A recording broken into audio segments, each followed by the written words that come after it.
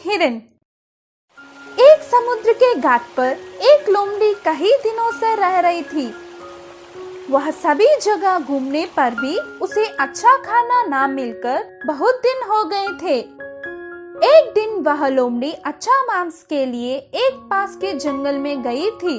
उस जंगल में वह बहुत घूमी थी। आखिरकार में लोमड़ी को एक हिरन मिला। उसे अपने होशियारी से भोजन बनाने के लिए सोचने लगी। इतने में ही वह हिरन लोमड़ी के पास आकर कहने लगी, दोस्त, मैं आपको कभी भी इस जंगल में नहीं देखी थी और तुम कहाँ रहते हो? ऐसे बेगुनाही से पूछी। इधर मेरे वाले कोई भी नहीं है, इसलिए मैं पास के समुद्र के घाट में रहता हूँ। ऐसे लोमड़ी ने जवाब दिया। क्या समुद्री घाट? मैंने तो ऐसे कभी नहीं सुना, बोलकर हिरन हैरानी से देख रही थी। मेरे सामने पूरा पानी ही पानी है। इतना पानी है कि समुद्र के उस पार भी नहीं दिखता।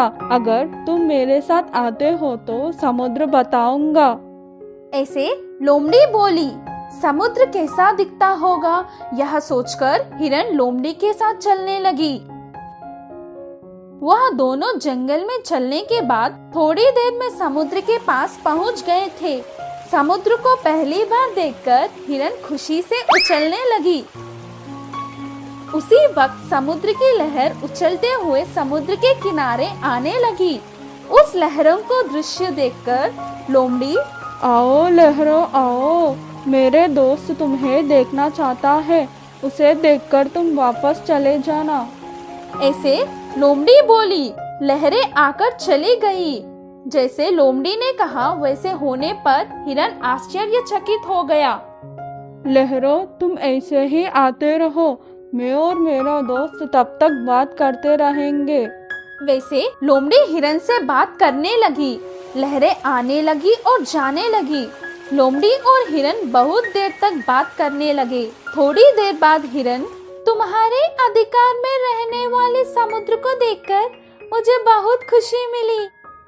उसमें एक बार नहाने का मन हो रहा है, मैं जा सकती हूँ क्या?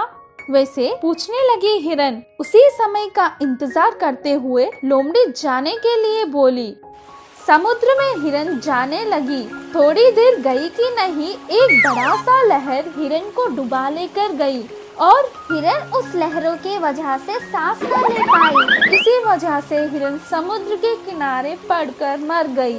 बाद में लालची लोमड़ी उसका योजना कामयाब होने की खुशी में हिरन का मांस खाने लगी। इस कहानी की सीख यह है कि दूसरों के बात में कितना सच है, यह जानकर उसके बाद आगे बढ़